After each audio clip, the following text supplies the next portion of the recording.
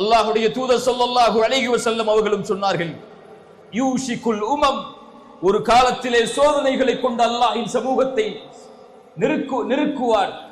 எதிரிகளினுடைய சமூகத்தின் மீது பாய்வார்கள். உணவின் விரிப்பை நோக்கி பசித்தவன் எப்படி பாய்கிறானோ அது போன்று எதிரிகள் என் சமூகத்தின் மீது பாய்வார்கள்.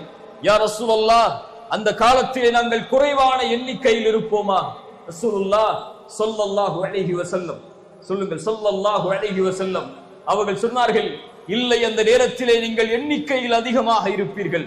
ஆனால் ஆற்றின் வெள்ளப்பெருக்கத்திலே வரக்கூடிய நுரைக்கு என்ன மதிப்போ அதுதான் உங்களுடைய எண்ணிக்கைக்கு மதிப்பாக கருதப்படும் என்று அல்லாஹ்வுடைய தூதர் ஸல்லல்லாஹு அலைஹி வஸல்லம் அவர்கள் சொன்னார்கள்.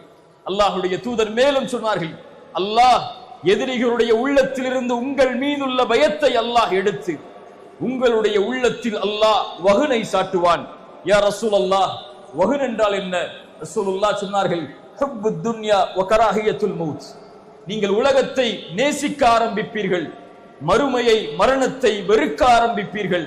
அதன் காரணமாக எதிரிகளை அல்லாஹ் உங்கள் மீது சாட்டுவான்.